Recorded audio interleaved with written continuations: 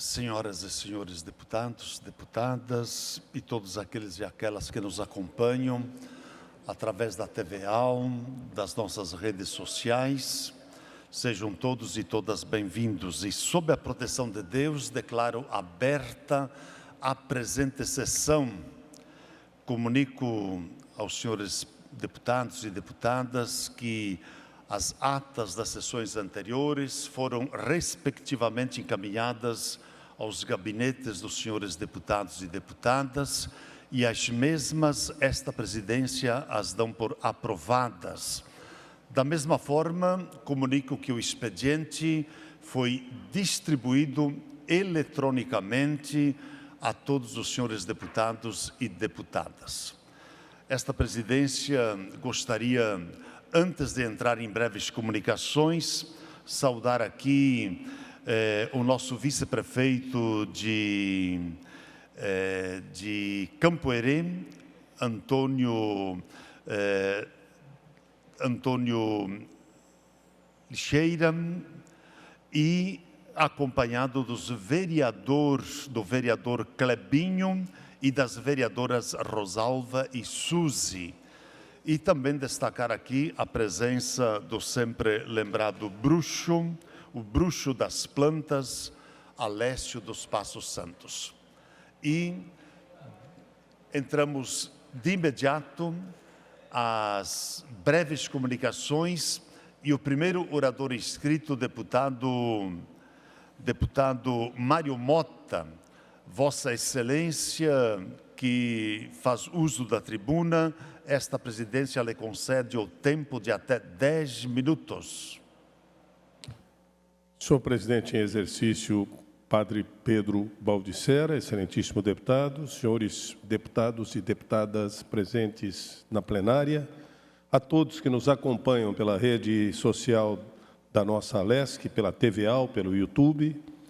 O que me traz à tribuna hoje resulta de um belíssimo trabalho técnico realizado pelo setor de fiscalização do nosso gabinete, com o objetivo de acompanhar a correta aplicação dos recursos públicos e contribuir para o aprimoramento da gestão.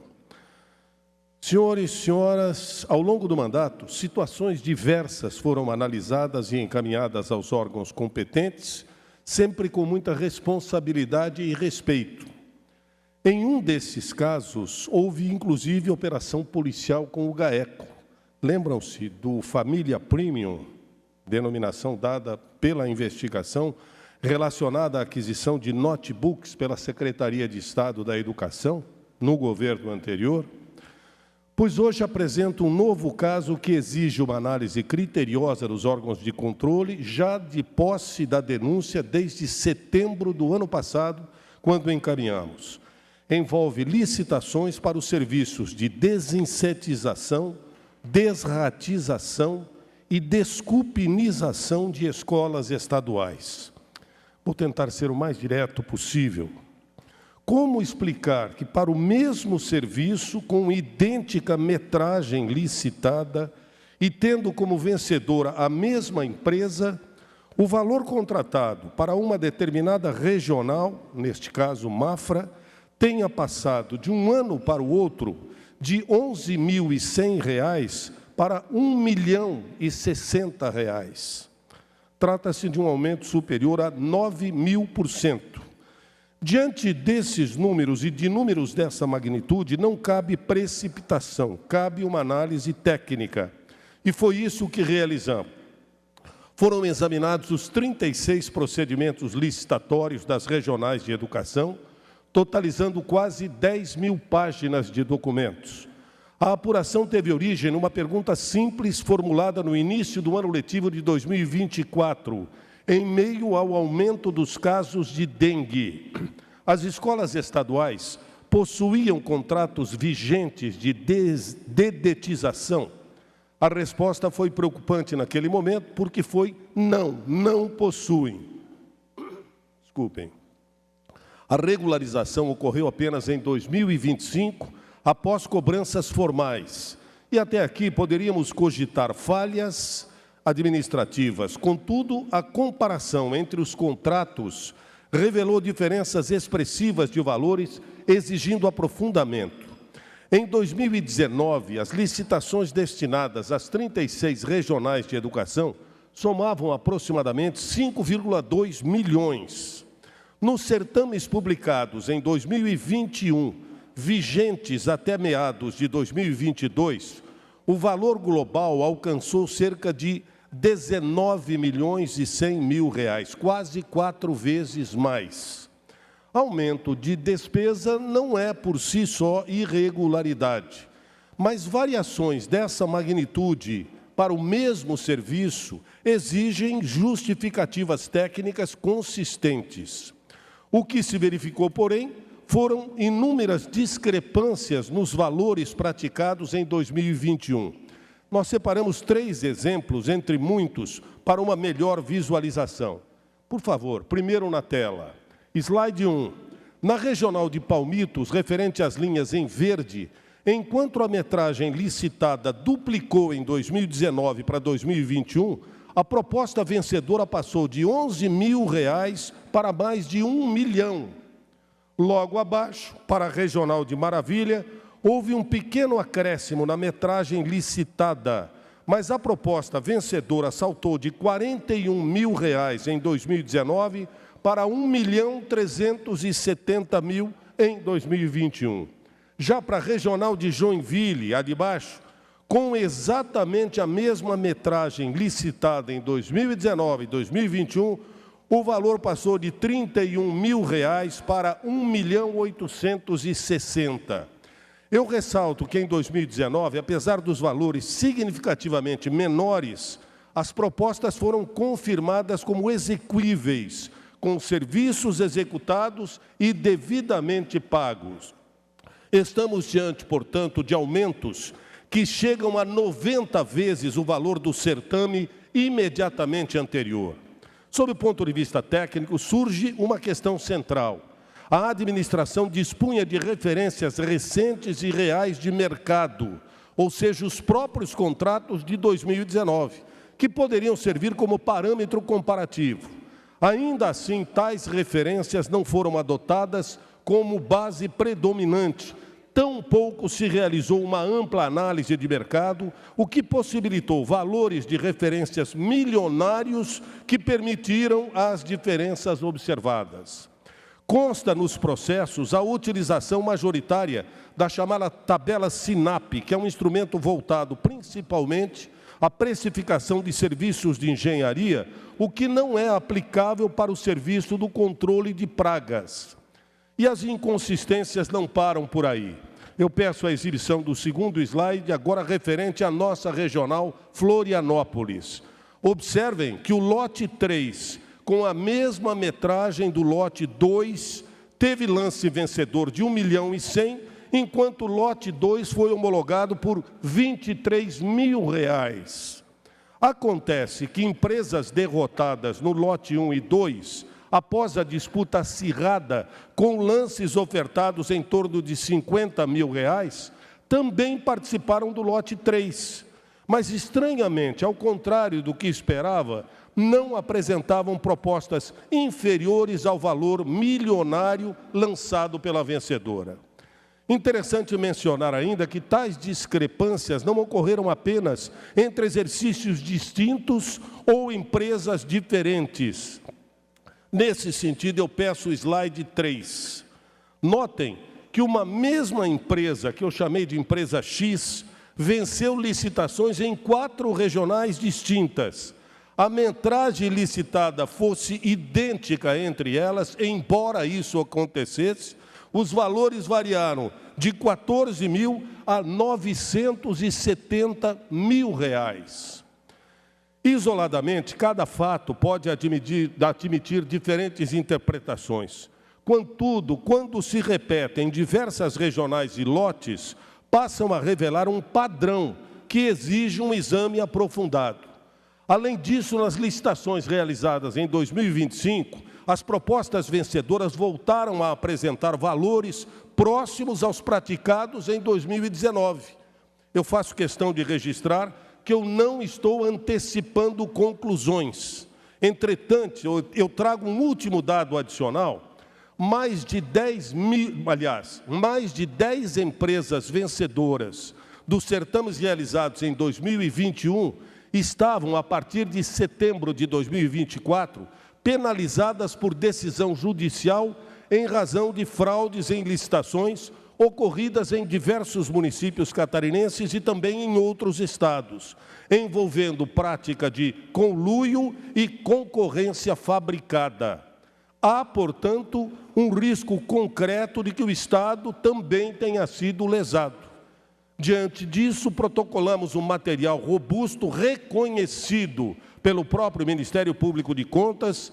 A denúncia foi validada e encaminhada ao Tribunal de Contas do Estado de Santa Catarina, que destacou a relevância da materialidade, gravidade e urgência do caso, apontando preliminarmente indícios consistentes de irregularidades sistêmicas no planejamento das contratações. O tema também está tramitando na 27ª Promotoria da Capital, que instaurou diligências.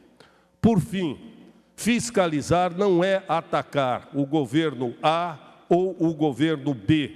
Fiscalizar é cumprir o dever constitucional do Parlamento e assegurar que eventuais condutas, se confirmadas, sejam corrigidas e, se necessário, sejam punidas.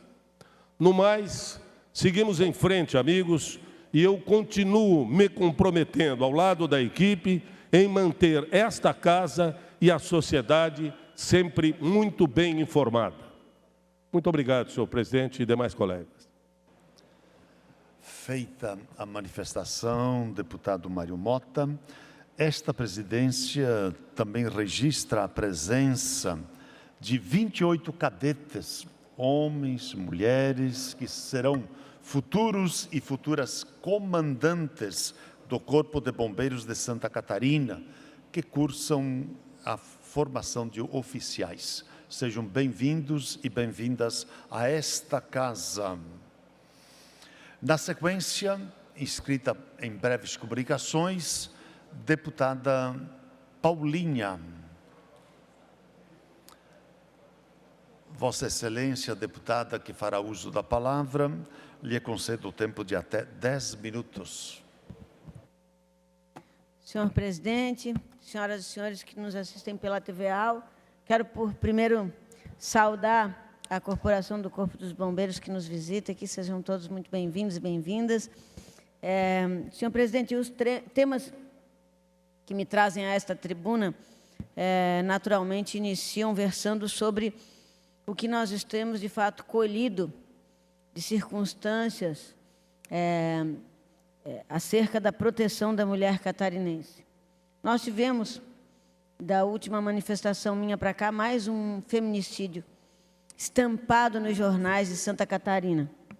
Uma mulher, um vídeo que tomou conta do país e que eu lhe digo, eu não conseguia, presidente, tomar o telefone nas mãos, porque era o que estava, aquele vídeo horroroso daquela mulher implorando para não ser morta. E mais uma vez eu me obrigo a discutir esse tema aqui no Parlamento catarinense. Nós não conseguimos, nos últimos anos, sempre a gente tem matado, tem permitido que mais de 50 mulheres, essa estatística ela não arrefece, ela não abaixa, por ano, sejam vítimas de feminicídio. E eu tenho dito agora que está na hora de nós transformarmos a nossa indignação, deputado Mário Mota, em ação efetiva. Nós precisamos desenhar um protocolo com o que nós já reunimos de esforço aqui no Estado, um protocolo seguro, assertivo, em que, no momento em que a mulher requer a medida protetiva, ela, em efetivo, tenha uma proteção do Estado, porque é aí que nós começamos a falhar. A morte da mulher de Penha Pissarras, na frente da Corporação da Polícia Militar, se deu porque o agressor, o cara estava preso, e aí, de repente, a Justiça concede um alvará de soltura e ele imediatamente busca essa mulher para terminar o seu intento, que era matá-la, e depois tirou a sua própria vida. Não deu tempo de um aviso, porque não há uma conexão entre o Ministério Público, o Poder Judiciário, a Polícia Militar, a Polícia Civil e mais os órgãos de proteção social. Nós temos meia dúzia de casas de abrigo no Estado, senhor presidente. Então, o que a gente diz é que esse protocolo tem que estar à mesa. O procedimento, quando uma mulher pede a proteção do Estado, tem que ser o mesmo. Quando ela pede a medida protetiva, além do botão de pânico instalado no seu celular, que muitas vezes ela não consegue ter o celular para apertar, esse cara precisa ter uma tornozeleira eletrônica no pé. E, se for necessário, avaliação de risco, entender que essa mulher, os seus filhos precisam ser retirados de casa, isso precisa ser provido imediatamente. E não vamos fechar os olhos para isso, porque as mulheres mais humildes desse Estado, muitas vezes elas não conseguem ter consagradas a sua medida protetiva, porque em muitos ambientes, lamentavelmente, nós não temos a nossa Polícia Civil de fato preparada. Nós temos meia dúzia de DPCAMs e é evidente que o Estado não pode ter em cada cidade catarinense uma DPCAM, uma delegacia especializada para este fim, para a proteção de mulheres, crianças e idosos. Mas a gente pode ter uma sala lilás, a gente pode ter mais investimentos para a Rede Catarina. E a gente tem que entender de uma vez por todas que o problema da violência contra a mulher, do feminicídio, não é um tema de segurança pública, senhor presidente. É um tema, sim, de responsabilidade social. É um tema que envolve a responsabilidade de pais e mães e a forma como nós estamos criando os nossos filhos ainda. Quando nos debruçamos a negar o machismo estrutural que nos formou enquanto homens e mulheres, levando esse tema para o ambiente ideológico que não nos serve, encarrilhando a esquerda como responsável da discussão do feminismo, a direita responsável pelo antifeminismo, quando lá fora morrem mulheres de direita, de esquerda, de ideologia nenhuma e de todas as classes sociais, porque a forma como somos criados ainda é a mesma. Há que ser feito um programa de formação, de educação nas escolas, não no 8 de março, não no dia que vamos discutir as violências, mas do primeiro ano do ensino fundamental até o terceiro ano do nível médio. E ainda assim, não é aos professores que se deve derrogar essa responsabilidade. Nós tivemos 2 professoras, senhor presidente, que foram assassinadas, mortas, pelos seus maridos, agora, esse ano, professoras. Imagine uma mulher que apanha e sofre em casa, como ela vai educar essa criança de uma forma diferente? E por que o ambiente dos homens tem que ser apenas a criminalização? Hoje nós vamos votar nesse plenário um projeto de lei magnífico, desenhado pela bancada feminina, que versa exatamente sobre os grupos reflexivos. Porque o homem repete o comportamento violento sem compreender, muitas vezes, por que ele se envolveu nesse ciclo. E os grupos reflexivos, eles são um ambiente de reparação e recuperação muito mais eficaz, inclusive, do que a própria prisão, que tem que ser feita com mais firmeza. Esse país também tem problemas a retificar. Por que as pessoas estão descontentes? Por que elas não acreditam mais em nós, senhor presidente? Porque nos parece que nada funciona para a vida fática do cidadão que está lá fora. Imagine, há pouco tempo atrás um homem foi preso por estupro. 2 anos e pouco depois ele saiu por indulto de Natal. O que ele fez? Estuprou a própria mãe. Voltou para a cadeia, daí estudou, leu uma meia dúzia de livros, trabalhou. E aí, quando ele foi solto, 2, 3 anos depois, por bom comportamento, o que ele fez?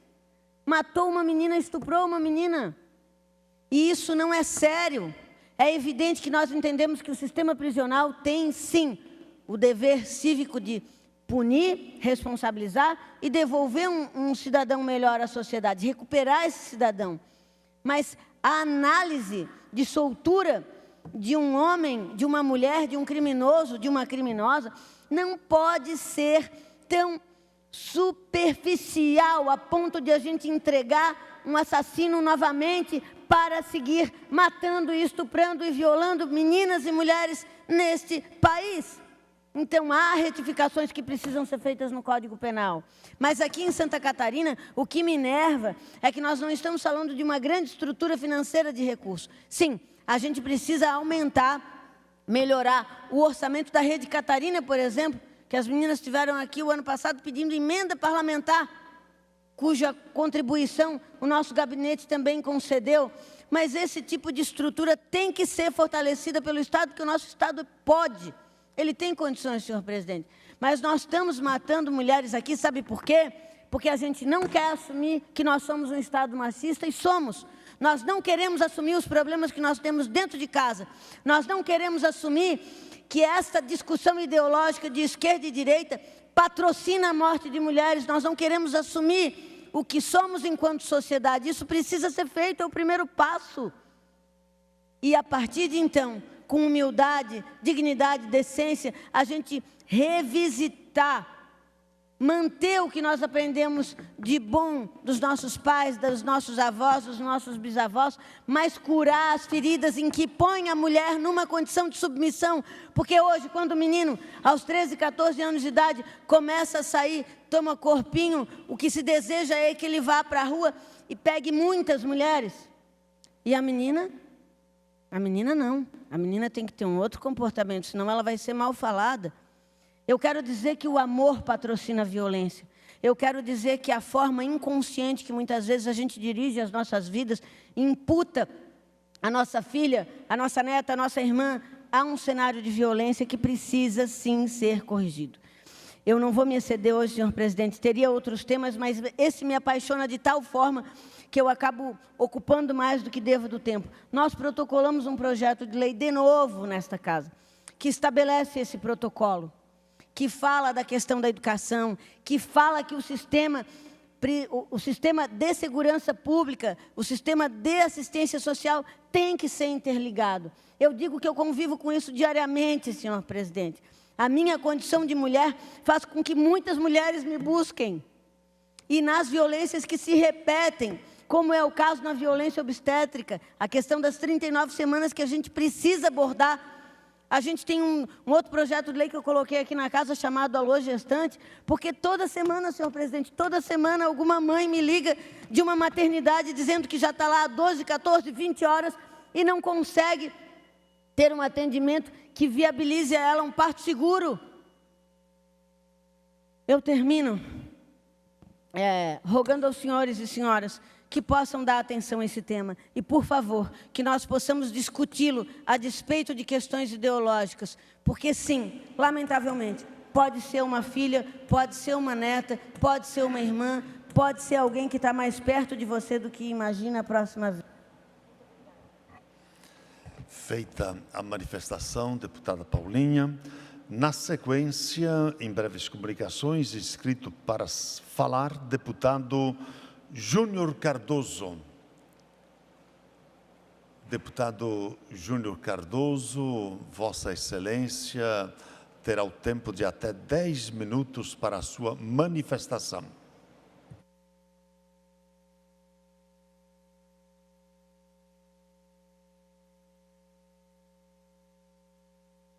Senhor presidente, deputado Padre Pedro Baldisseira, minha nobre deputada Paulinha, parabéns pelo seu discurso, os demais deputados.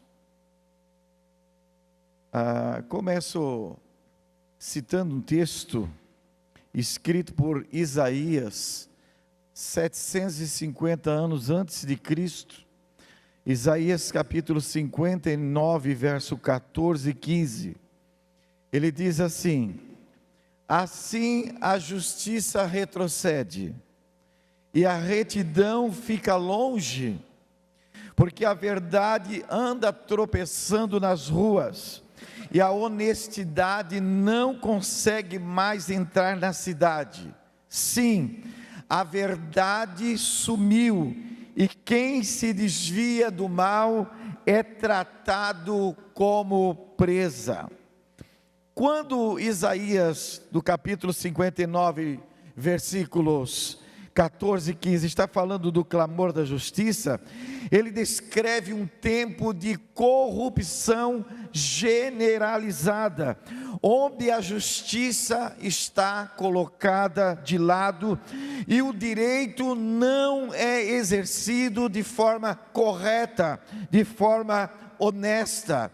Quando Isaías está dizendo que a verdade está nas praças, essa expressão indica que a verdade tropeça e cai em locais públicos, porque não há honestidade na vida pública e nos tribunais.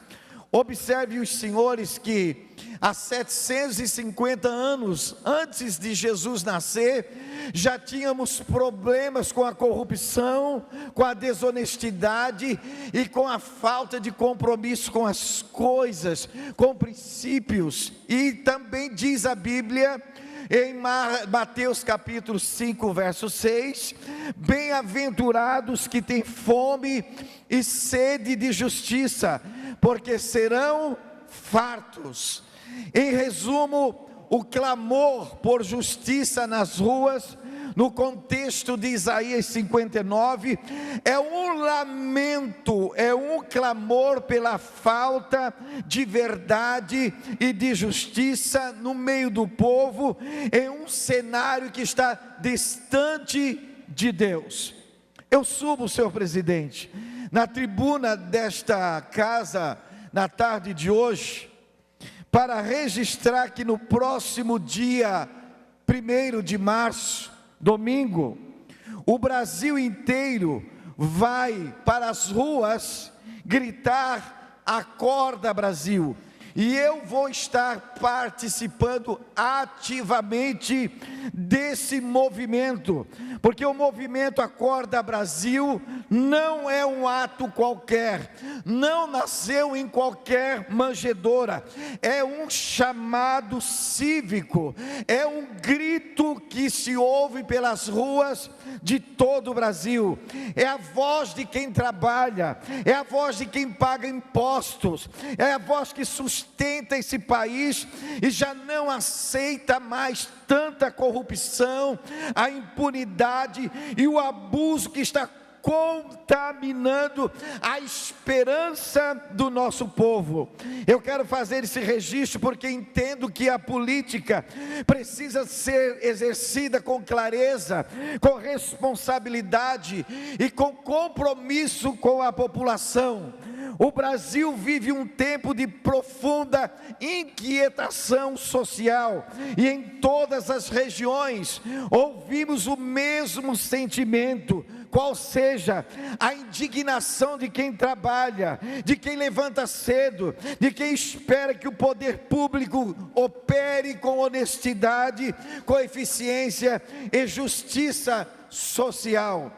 Digo mais, a corrupção, quando se torna recorrente, não atinge somente os cofres públicos, ela corrói a confiança, enfraquece as instituições, desidrata, desanima o cidadão de bem. E por isso, manifestações públicas têm a sua relevância, elas são a expressão maior de cidadania. Elas mostram que a população está atenta e que deseja participar do rumo desse país. O silêncio nunca foi o melhor caminho quando a sociedade sente que precisa ser ouvida. Por isso, senhor presidente, no dia 1º de março, vou estar em muitas cidades desse estado para participar deste grito chamado Acorda Brasil. Acorda Brasil ao lado das pessoas que querem se posicionar de maneira legítima, de maneira pacífica, sobre os destinos da nossa nação. Estarei ali como deputado estadual, mas também como cidadão, respeitando o direito constitucional de manifestar e de defender para que a voz da população seja ouvida. Uma democracia não se fortalece apenas pelo voto, de tempo em tempo, não.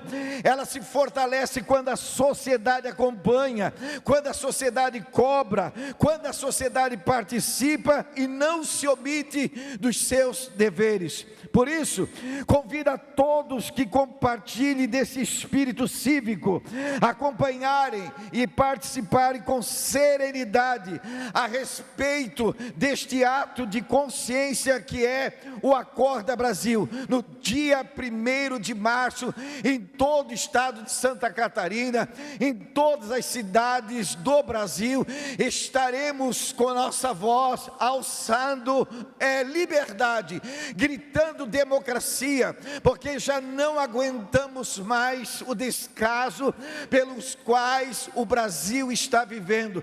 Quando Isaías dizia que a justiça tropeçava pelas ruas, ele estava já falando deste tempo que estamos vivendo hoje.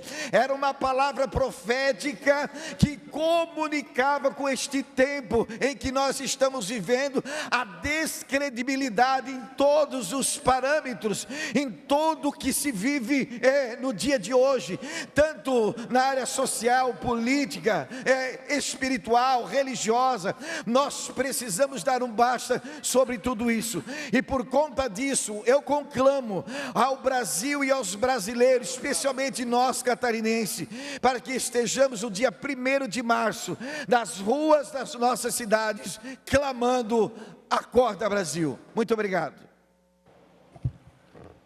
Feita a manifestação, deputado Júnior Cardoso. Na sequência, deputado Sargento Lima, Vossa Excelência, que falará em breves comunicações. Esta presidência lhe concede o tempo de até 10 minutos.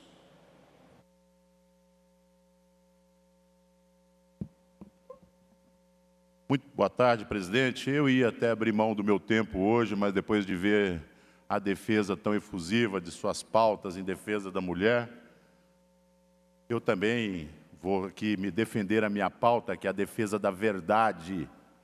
A verdade que ela é imutável, imutável. Quando a direita, não a esquerda, a direita no Brasil se posicionou pela castração química dos estupradores, foi com voto da esquerda, que conseguiram conceder esse benefício para que ele continue estuprando e matando.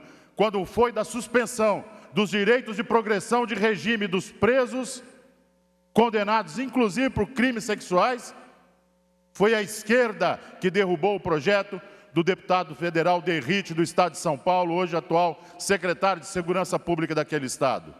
Ou seja, se eles tivessem permanecido atrás das grades, ele não teria repetido o crime que cometeu contra essa jovem. Essa é a verdade, ela é imutável. Ela é tão imutável que nós tivemos agora, na semana passada, deputado Mário Mota, uma senhora de 82 anos, Padre Pedro, colega de profissão do senhor, uma freira, que foi morta a pauladas por um viciado de crack. E quando nós defendemos a direita, não a esquerda, a direita defendeu aqui a internação compulsória, a esquerda se levantou de forma contrária.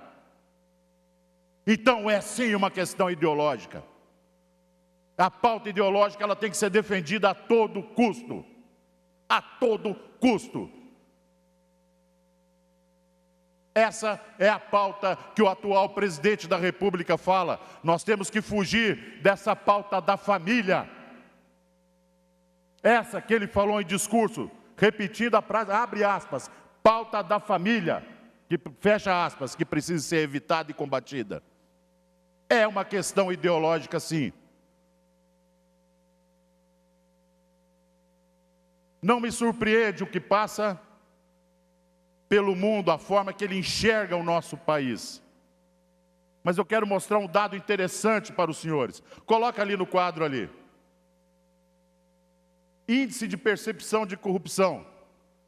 O Brasil está, olha que legal, no 107 o seu lugar.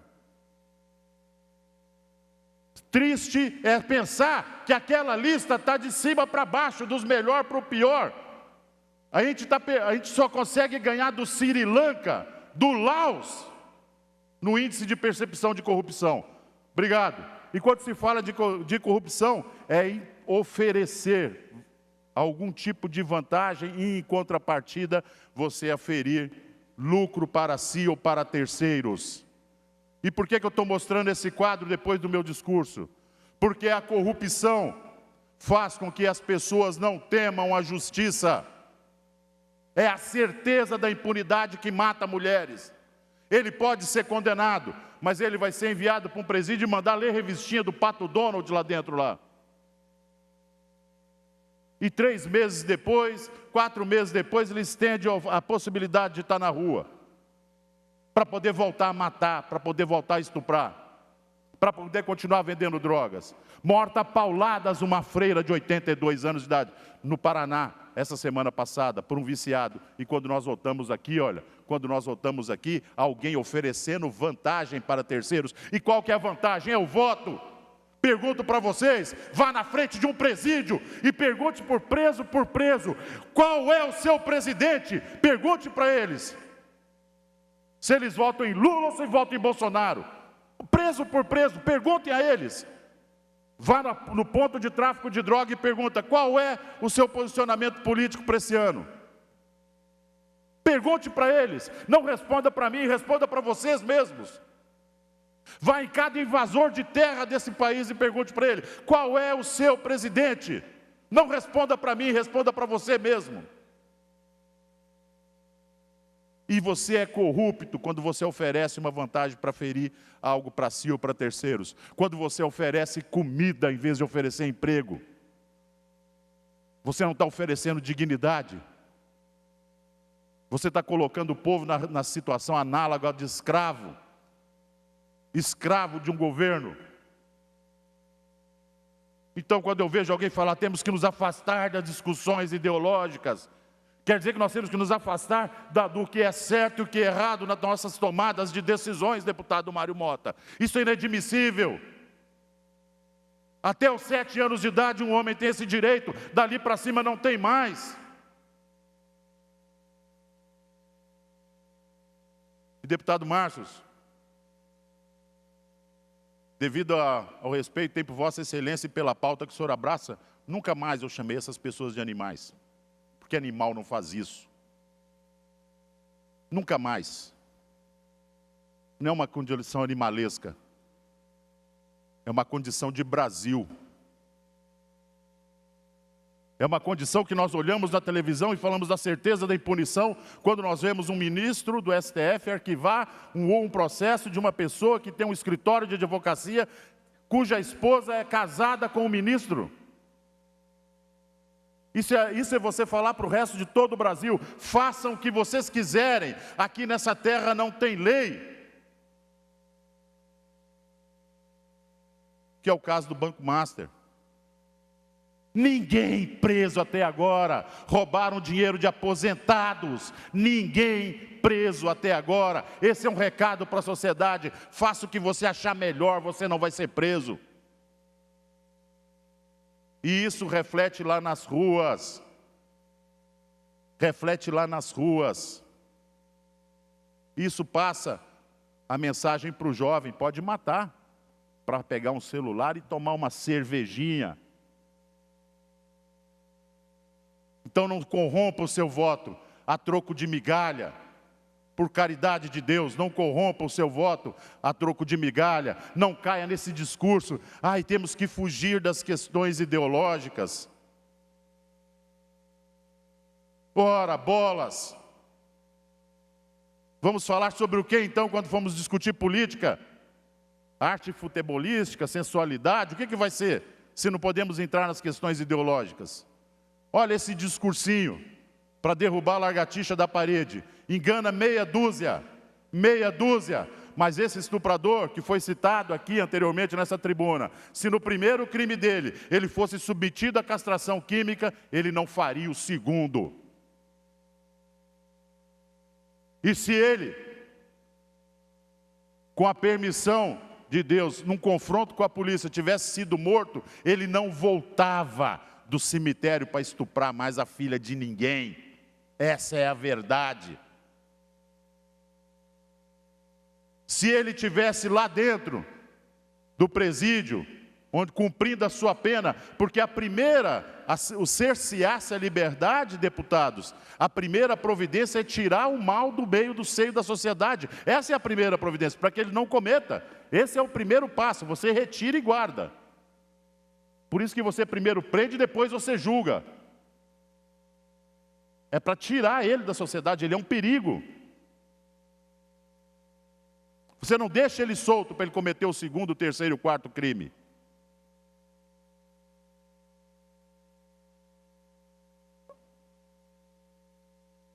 Ganhamos somente do Sri Lanka. Olha a que ponto chegamos, senhores. Isso é um índice de corrupção. A corrupção faz aumentar a criminalidade lá na rua. A corrupção bota a vida de brasileiros honestos e trabalhadores em risco. Não é só quando aquele dinheirinho da merenda foi desviado, quando o dinheiro do hospital para comprar o remédio foi desviado, ou foi superfaturada a compra, ou foi se envolver em algum contrato de contratação de empresa terceirizada superfaturada, não.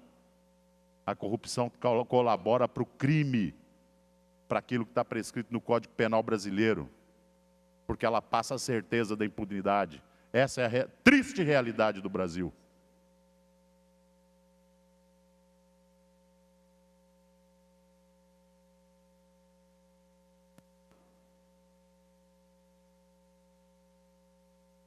Manifestação, deputado Sargento Lima. Nós estamos, assim, encerrando as breves comunicações e entramos agora no horário destinado aos partidos políticos. O primeiro horário pertence ao bloco União, PSD e PRD. Nós não temos nenhum orador inscrito. A sequência, Bloco Democracia, Inclusão Social e Igualdade, PT e PSOL. Da mesma forma, não temos nenhum orador inscrito. Na sequência, Bloco Podemos, Republicano e Novo. Também abdicam da palavra. Na sequência, o PP. Partido Democrático Trabalhista também abdica da palavra. Partido Liberal, deputado Márcios Machado.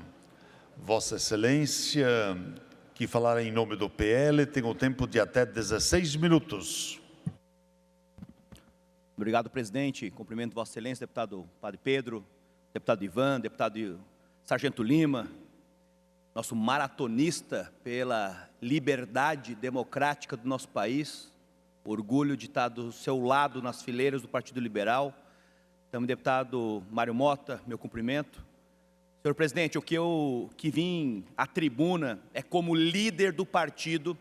Esperava que o deputado Marquito estivesse aqui no plenário, porque foi muito deselegante a sua fala há pouco tempo, numa rejeição de um projeto dele, que era um veto do governador Jorginho Melo, em relação à lei de compostagem. Abre aspas, o que o deputado Marquito disse. Foi inacreditável ver o que eu vi com a bancada do PL. Será que teve algum ato fora da normalidade? Será que a gente agiu de forma errônea? Vamos ver. Que não tem compromisso com o povo catarinense. Aqui eu quero dizer, o deputado Marquito, que cite um projeto de lei da bancada do PL que não teve compromisso com o povo catarinense, muito ao contrário do deputado Marquito, que votou contra a lei que multa maconheiro fumar em via pública, em praça, onde tem a família ao lado. É isso que eu vi, uma lei dele, uma lei do deputado Gessé, e que ele votou contra. E aí eu pergunto ao povo catarinense, quem tem compromisso com o povo catarinense? Quem tem compromisso de incentivar o uso de droga? Ou quem incentiva a família, os valores, os bons costumes? E aí ele continua, não tem responsabilidade.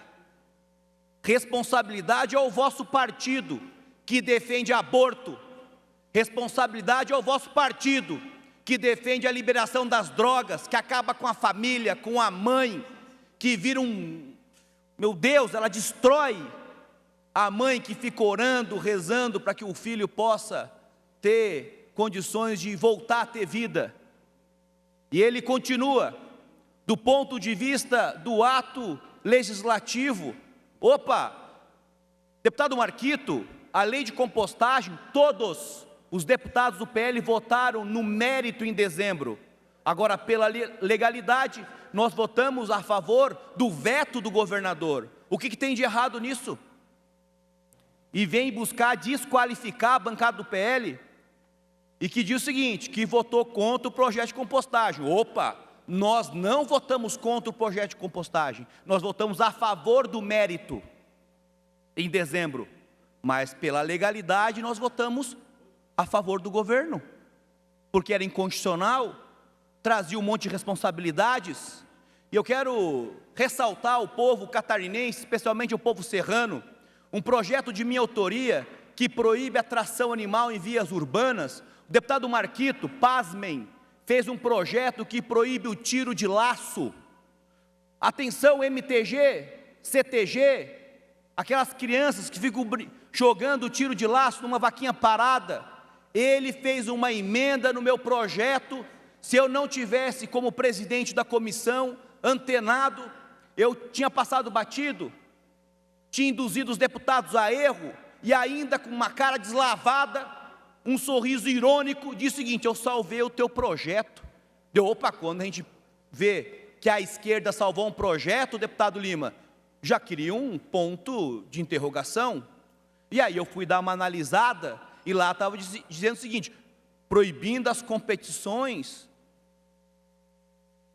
A competição em Santa Catarina, o que nós temos hoje é o tiro de laço, uma tradição que não machuca o animal, que eles só jogam e fazem a laçada, mostrando que tem habilidade. Eu quero ver se você vai lá para o Cerrito, vai para Lages, vai para Capão Alto, Campo Belo, e fale a verdade que o senhor fez uma emenda no meu projeto, que nós derrubamos essa emenda, sacana, e vem querer falar do Partido Liberal. O senhor tome respeito com o Partido Liberal, tome respeito com os deputados aqui, que cada um defende sua pauta com grande dignidade, e nenhum deputado aqui vota contra o povo catarinense, como eu vi o senhor votando já, porque agora a gente votou pela legalidade, a gente é do mal, não, muito pelo contrário.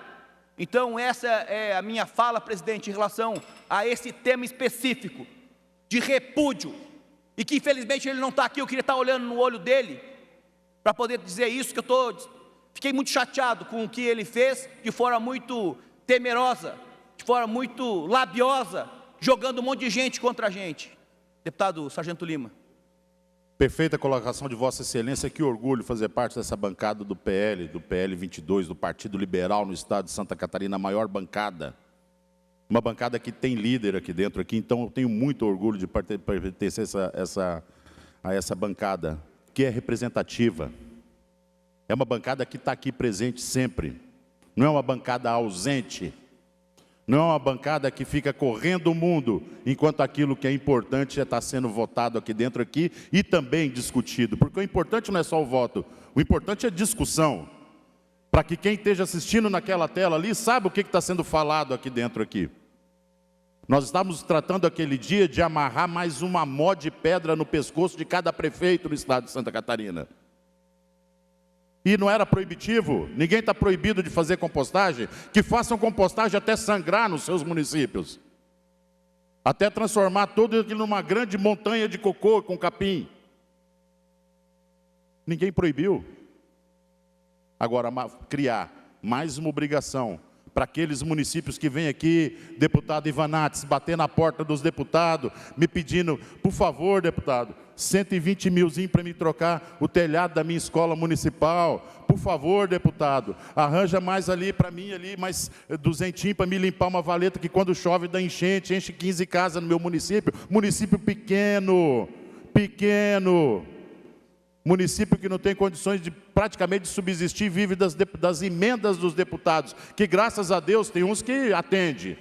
Quando vem aqui na Leste, nós estamos dentro do nosso gabinete para atender. Não perde a viagem quando vem para Florianópolis. Então, o respeito a essa bancada ela tem que ser mantida, e Vossa Excelência fez isso hoje aqui com altivez e grandeza, que é a característica do povo de Lages ali, que o senhor representa muito bem aqui na Assembleia Legislativa. Muito obrigado, deputado Sargento Lima. A honra estar contigo nessa fileira e logo vai estar em outras frentes, defendendo o nosso povo. Quero aqui ressaltar também, presidente, a importância de um governador de visão. O governador Jorginho Melo, no início do seu mandato, determinou a todas as regionais de educação que as escolas do Estado tivessem ares condicionados. Pasmem, várias escolas estavam com ares condicionados, se ligassem, caíam toda a energia, toda a energia. Pasmem, existiam escolas que só tinham ar condicionado frio, quer dizer que no calor a pessoa não poderia estar utilizando, só tinha um tipo de temperatura. E aí o governador, em vários atos, em várias falas, defendendo os ares condicionados nas escolas, eu participei na sede, no qual ele fez um convênio com o sistema CAF. Por quê? Porque várias escolas precisavam trocar toda a rede elétrica, toda. Não tinha estrutura para aguentar. E aí, a partir dessa determinação e de muito, mas muito trabalho e dedicação, após esses quase 3 anos, nós conseguimos que todas as escolas do estado de Santa Catarina tenham hoje dignidade, ares condicionados. Lá na Serra Catarinense, quando está frio, pode colocar um ar quente. Quando está um escaldante, como acontece em todo o estado, pode colocar um ar gelado, um ar frio, para ter mais capacidade cognitiva, ter condições de aprendizado. Aí, senhor presidente, o que me deixa muito chateado e abismado, que de repente um colega deputado diz o seguinte: não, eu vou entrar na onda, fazer um projeto de lei, que foi aprovado agora em dezembro de 2025, sancionado o projeto de lei em 21 de janeiro, para que tenha ar-condicionado em todas as escolas. Um projeto demagogo, um projeto de seguinte: quem fez fui eu. Não, colega deputado, não foi a vossa senhoria que fez, porque o senhor não tem toque de Midas. O senhor não tem toque de Midas, aonde coloca a mão vira ouro. Então quer dizer que em mais de 5.000 escolas o senhor colocou a mão com um toque de mágica, toda a estrutura foi modificada? Não, depois de muito trabalho, desde a legislatura passada, quando eu cobrava aqui na tribuna do ex-governador Moisés, que não teve a capacidade de fazer o dever de casa, de colocar os ares condicionados, estrutura para as escolas. E aí veio o governador Jorginho Melo e determinou. Então, projeto de lei que vira lei, não é toque de Midas. Tem um trabalho, tem dedicação, tem monitoramento. E aqui eu quero agradecer ao coordenador regional de Lages, Armando José Duarte, que depois de muito trabalho, muita dedicação, empenho e comprometimento com o povo serrano, ele conseguiu que fosse realidade em todas as escolas da Regional de Lages. Ao coordenador Murilo, da Regional de São Joaquim, também depois de muito trabalho e dedicação, não de um mês da lei aprovada na casa em dezembro, sancionada 21 de janeiro e 19 de fevereiro, todas as escolas com ar-condicionado. Isso é uma falácia, é uma falácia. Então nós precisamos diferenciar o joio do trigo. As pessoas não podem ser enganadas, as pessoas não podem ser ludibriadas. Então quero agradecer mais uma vez governador Jorginho Melo, pelo seu empenho, pela sua dedicação com a educação de Santa Catarina, que hoje, a partir das aulas que iniciaram dia 19 de fevereiro de 2026, todas as escolas com ares condicionados, não por força de lei, mas por força de compromisso e de honradez com o povo catarinense. Obrigado, presidente.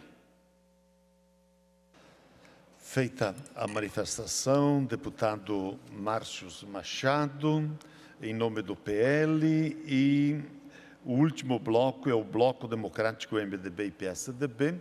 Nós não temos nenhum orador inscrito. Esta presidência, portanto, suspende a presente sessão até às 16 horas. Está suspensa a sessão.